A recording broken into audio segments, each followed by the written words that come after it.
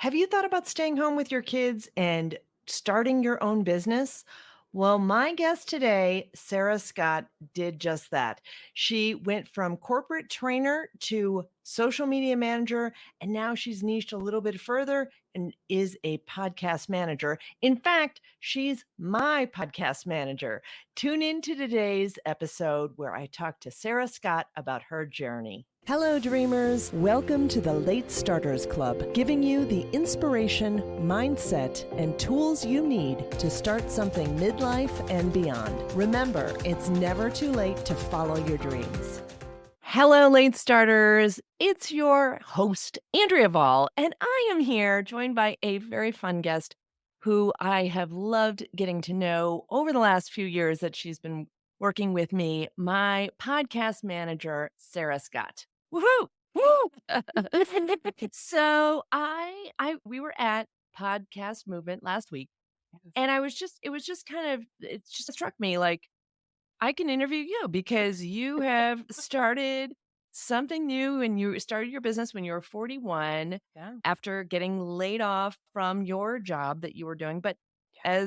as we talked about, and this kind of happened to me as well, is that I just you got the children at home and you don't want to go back to corporate. You Yeah. want to spend more time with your kids. So why don't I let you talk a little bit about your journey and what has led you to podcast management now? We'll Oh, dive into that a little bit yeah. deeper, so you don't have to go into all the history, but I'd All the love fun to stuff. yeah, I'd love to hear about your journey in your past career and Yeah. what led to you to deciding to start your own business. Yeah. So my past career, really, like from the corporate perspective, was about software training.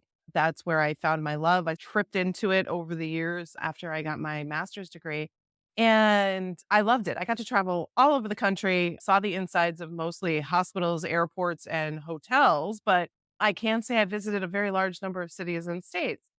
It was a ton of fun. I loved it. I loved being in front of people. I loved the engagement that would come from standing in front of a group of people and helping them learn something. And so that was a real gift in and of itself for me to figure out that was something I really enjoyed doing. As corporations do, management changes, things go awry, and I was unceremoniously fired from my job, and it was devastating to me. I didn't really realize at the time that my entire identity had gotten wrapped up into this corporate position. And without it, I felt like I had no idea who I was. And that was really hard to deal with. And I did move into another job for about another year or so after that. It was another high level training position, this time inside the biopharmaceutical industry. And I just hated it, hated every moment of it. I was managing a team of people who hated their jobs. And if Mm. you've never had that blessing in your life, there is nothing worse than being given a team of people who hate their work. So not only did Wow. we not hire them, but now you're like taking on all their past baggage as well. So that was just a lot. And then I had literally found out 2 days before I started that job, I was pregnant with my 3rd child. Mm. So like I went through that whole year pregnant and it was a difficult pregnancy for me as well. And it was just like too much. And by the time I had gotten to the end of it and had my son and I was on my maternity leave, and I very clearly can remember this conversation with my husband. We were sitting there in the baby's nursery. I was rocking the baby to sleep or whatever we were doing. And I just looked at him and we were at the end of my maternity leave and I said, I can't go back. Mm. And he says, "No, you absolutely cannot." He says, Our life together had never been more miserable than it had been in that previous year because of the level of stress I was going through." So we said, he goes, "What are you going to do?" I said, "I don't know, but I don't want to work for anybody else." So I just sort of took everything I had bundled up. I had learned about blogging somewhere down the line. Like this was like the new thing. Um, and this whole on like earning money online and the ways you can do this. And it all sounded really glitzy and glamorous. And I said, you know what? We'll figure this out. And so I started doing social media for local companies.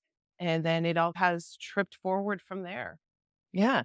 Yeah, I love that, and we definitely have some similar paths where I was like, I knew I couldn't go back, and I had picked out a daycare, and it seemed Yeah. like a good idea at the time, and then when it came time to Yeah. actually do it. I was like, "Oh my god, you do it. Oh my god.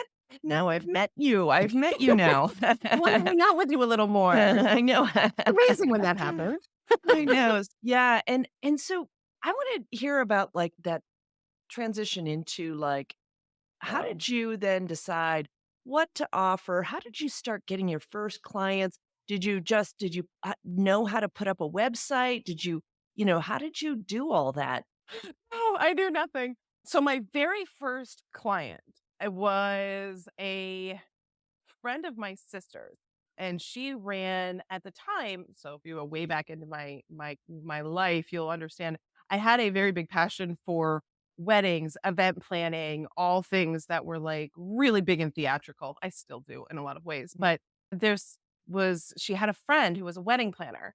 And she also on the side was running a wedding planning course that she had. Mm, So she wasn't only the planner, but she had gone so far as now she was training other wedding planners. mhm, But she wasn't doing anything really with it. Like she had clearly invested a lot of money into this particular avenue of her business, but she wasn't doing anything. There was no Facebook, there was no email, there was nothing helping her to promote it, so I mhm, literally cold emailed her, well, slightly cold, she knew who I was because she knew who my sister was, but I mhm, basically cold emailed her and just said, "Hey, I love what you do, I was in her course, so I had already been a member inside of it and taken some of the courses and some of the modules and things, and just said, "Hey, I'd love to help you promote this a little bit." And so I just said, "Hey, look, I'm starting this company working in digital marketing, I would love to help you with your social media.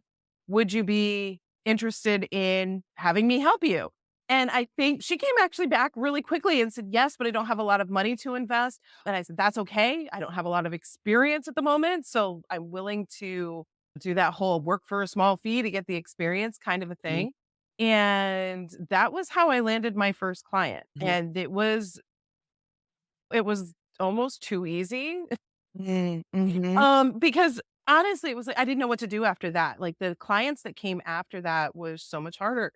Yeah. I did appreciate corporate after a while. I was never somebody in sales. I hated Mhm, sales.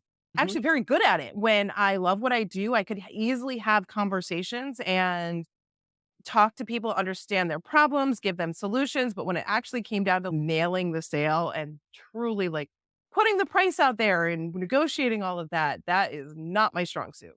mhm, I could convince people all day long they needed digital marketing, but I had a really hard time finally closing clients and then finding new ones because at the same time in this particular space, like the whole virtual assistant, virtual marketing, virtual social media managers, there was a lot of them out there. right, And trying to figure out how I was going to stand out to get that next client right, became really hard. That was mhm, a huge struggle.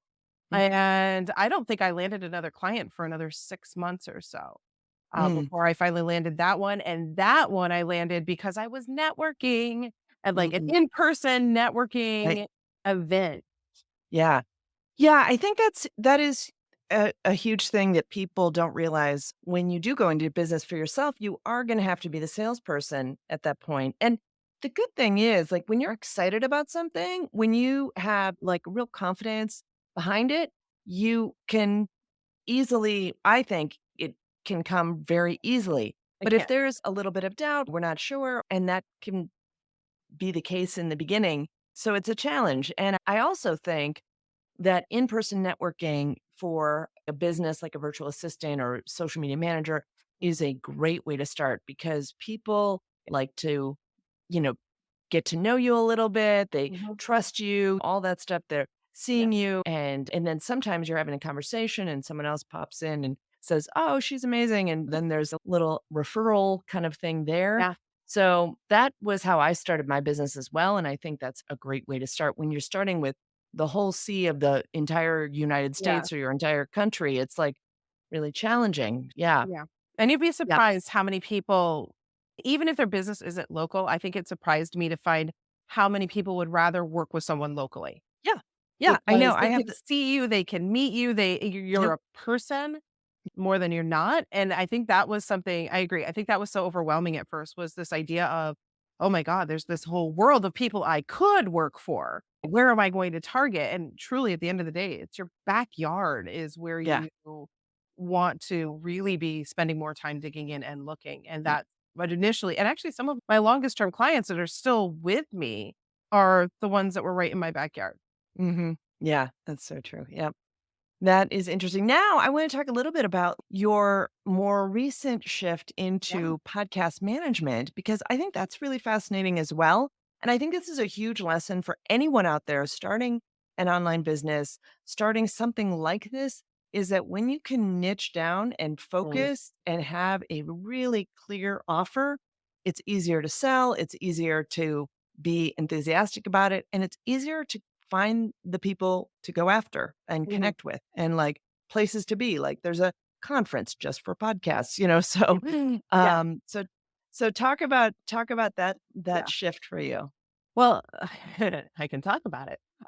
Because it's you. You're the reason for the shift, like at the end of the day. And this is the other lesson from this one that I take away is this ability to just say yes to things. Like if you are good, if you are a good and hard worker, I truly believe that somewhere down the line you are rewarded for those things. And I think this is a good example of that. Like I've been working for you for quite a while now, and we've been working together for over a year, maybe almost 2 years. Last that I think I forget how long, but It was a it year was a and a half, while. yeah. It was like a year and a half we've been working together. I was your marketing assistant, helping with different things here and there, all over. You're asking me to research all this different stuff for you. It was gonna be a YouTube channel. It was gonna be this. It was gonna be all that. And it's like, all right, project's coming. I'm just not sure what. And then one day you just say, "Hey, ever done podcasting?" Nope.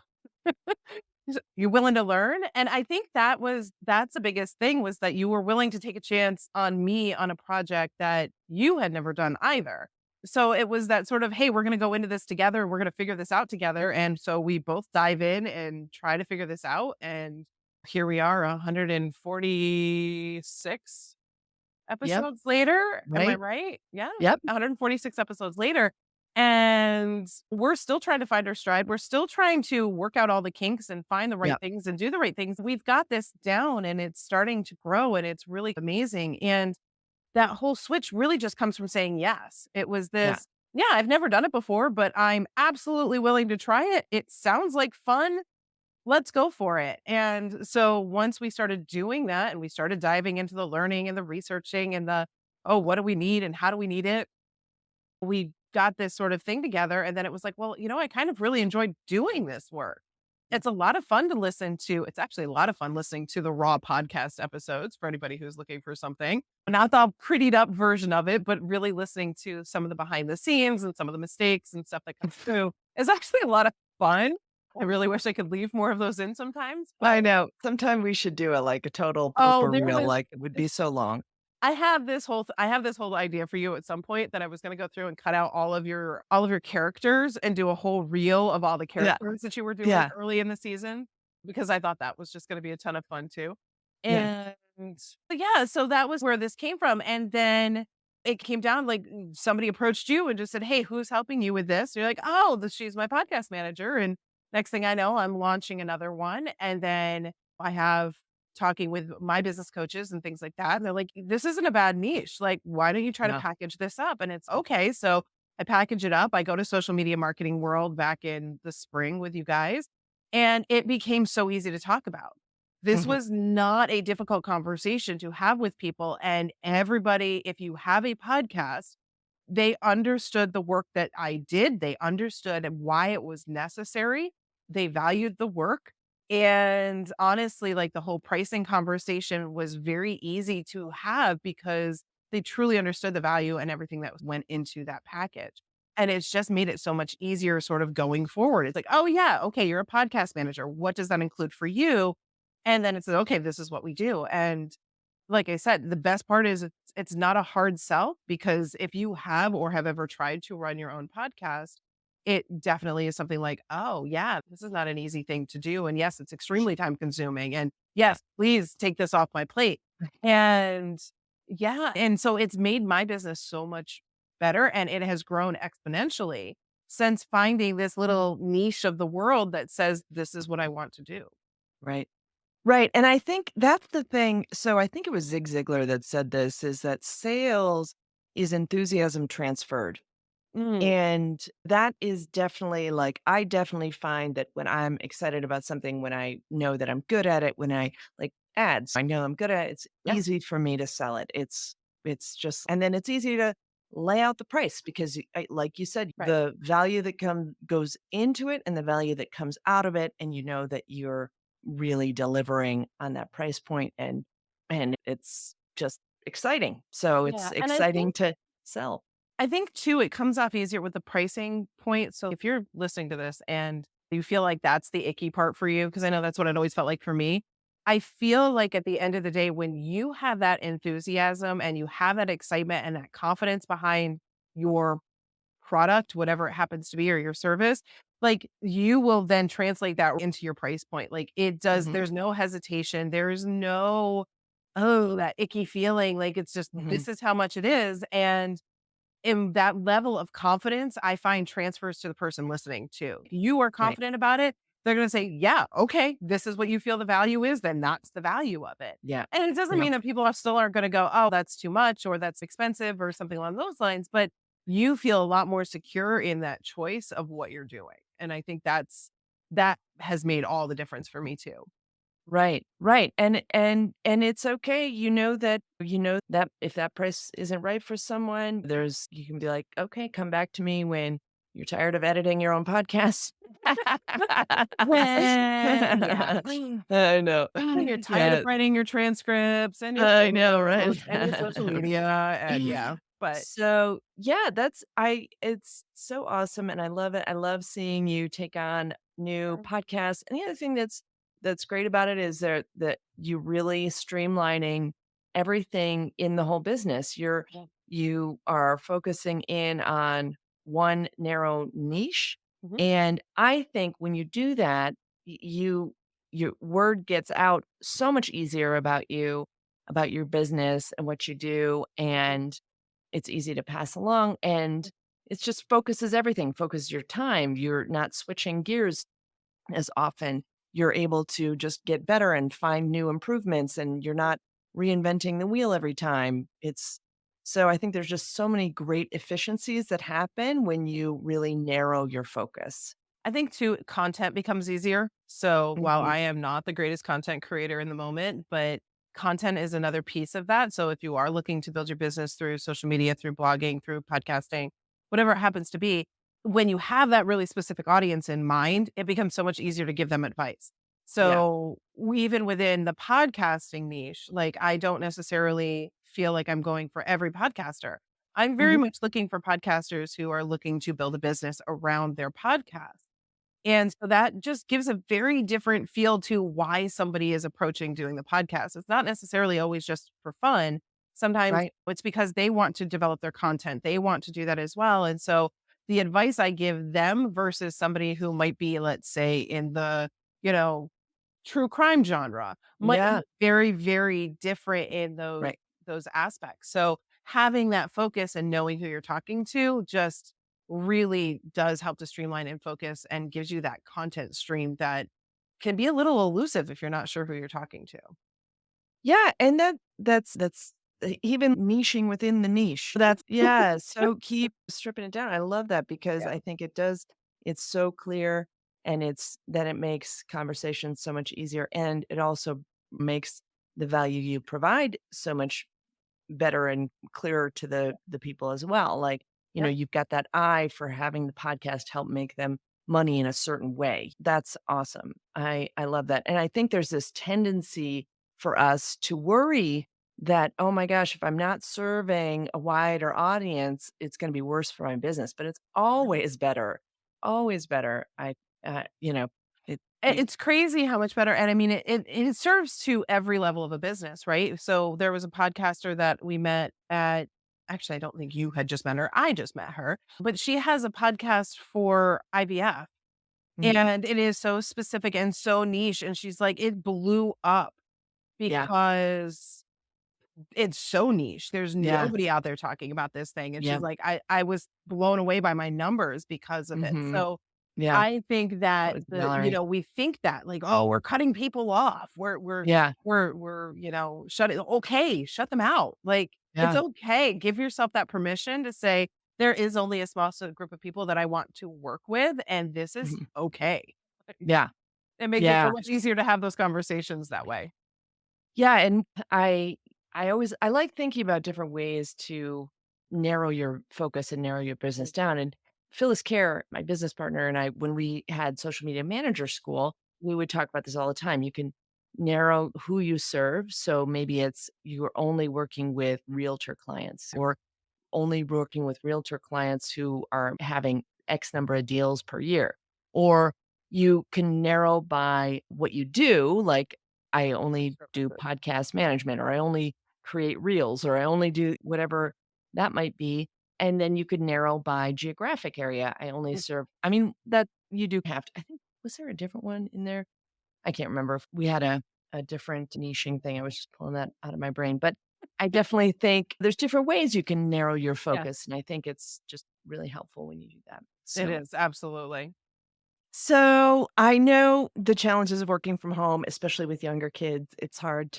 It is hard, but I want to find out, since you have now been working for yourself for some time, what are some of your favorite things about working from home and working for yourself? And then what are the more challenging things? So, my favorite is the flexibility, no doubt. With young kids, I never realized, like any mom or going to be mom out there, how inconsistent school schedules actually are.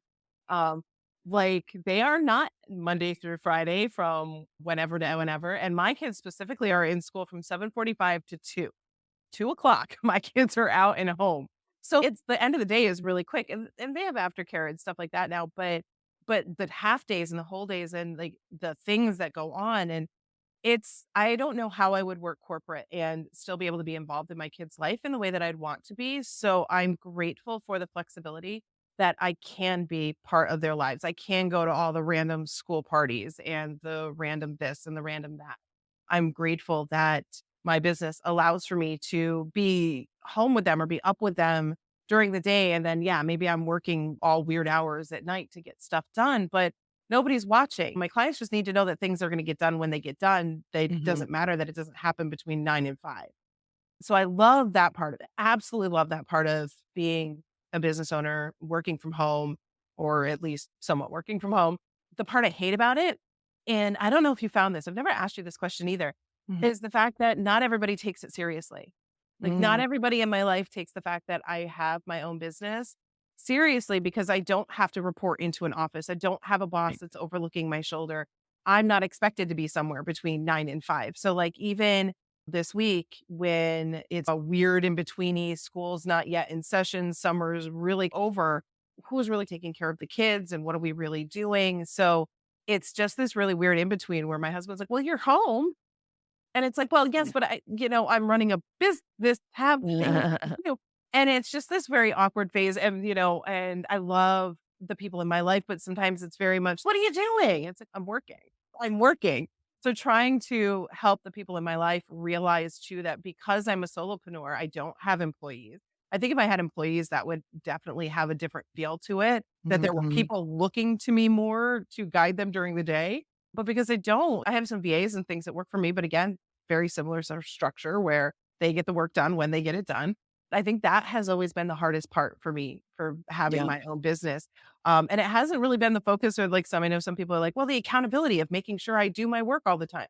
That's Yeah. not a problem really for me, but it's getting everybody else to take what I'm doing in my life seriously because they are not entrepreneurs. They all had corporate lives. They came up through the traditional 9 to 5. And so this is Yeah. a very different structure and a very different life for them.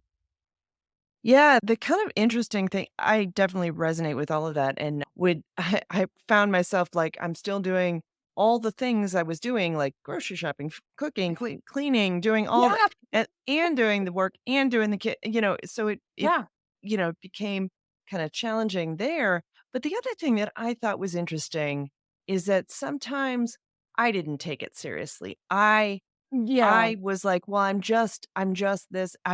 I'm a yeah, this is like a side gig. This isn't a real thing because I started it. It's not a real company because right, it's just something I made up, you know? right, So I wasn't even taking it seriously myself. I wasn't I just like, you know, shoved it to the side and was like, "Oh, it's just a thing I do." So it wasn't until several years in where I was like, "You know what? I'm looking at my bottom line here. And I'm making money. I made something. I made something pretty big." And, I think I did that so last year and like my projections for this year too. And I was like, oh, wait a minute. This is actually making money. This is a real thing. So yeah, yeah, I get yeah, that too. yeah. So well, awesome. I know you got lots of things to do, including editing this episode. So, yes. But I always want to have you share a quote or inspirational saying because I love quotes. I'm such a quote junkie, and I love hearing people's what some of their favorite quotes are. Okay, so I have two of them. One of them is from Benjamin Franklin. Tell me and I forget, teach me and I remember, involve me and I learn. Given that my background was always in education, in bringing people up, and I still teach. I'm still a professor at the university in the graduate programs. So I teach, I feel like I teach anyway a lot anyhow. It's just my nature of how I communicate to people. And I just love that because and with children, you definitely see that where how many times you have to tell your kids something and they're never going to Yeah. remember to do it. And then you can teach them and they'll remember it, but they don't really get involved. But then if you really involve them in the process, involve them in the why and the who and the how, that's really when we truly can reapply the things that we're being taught and work with. So I just love that particular quote. And to really make sure, even for myself, like whenever I go to learn something, am I going to apply it? How do I apply this so that it just doesn't become like a fleeting thing I spent a tiny bit of time on and then never did anything else with?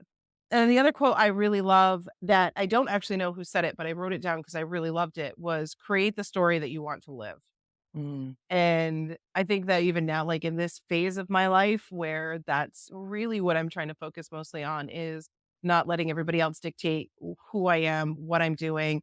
I don't want to find myself in that position again where my whole identity is wrapped up into one piece of my life. I want to make sure that I am writing the story, that I'm doing the things that I love, the things that are challenging, and maybe even the things that scare me once in a while, because I want to have a story that's worth telling. I want my kids to know that there's something worth talking about with their mother and that there's, and if nothing else, that I have interesting things to talk about to other people. So mhm. that's where I love that particular quote as well. Awesome. That's awesome. And I want to just give people a plug here on if you are running a podcast, if you're thinking about starting a podcast, I think you have to talk to Sarah because she's amazing. Love She's it. incredible. And here's the thing I love about you, Sarah. There's many things. There's many things.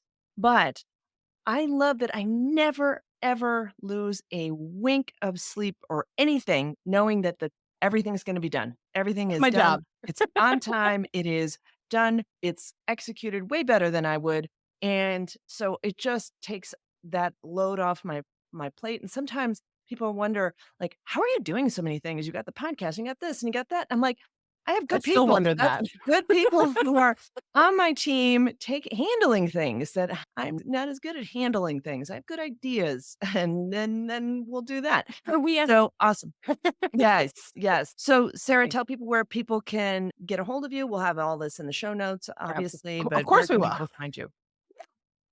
You can actually find me at Sarah Scott Studios. Everything is there. You can book some time with me if you want to learn a little bit more about podcasting, if you want some help on launching it or just getting your processes together. I'm happy to have a conversation. So sarahscottstudios.com and everything is there. Awesome. Thank you, Sarah. Thank you, Andrea. Bye, everyone. Bye. Hope that was helpful, and make sure you grab the free guide, Top Tools for Late Starters, on the website at latestartersclub.com. And let's turn dreaming into doing.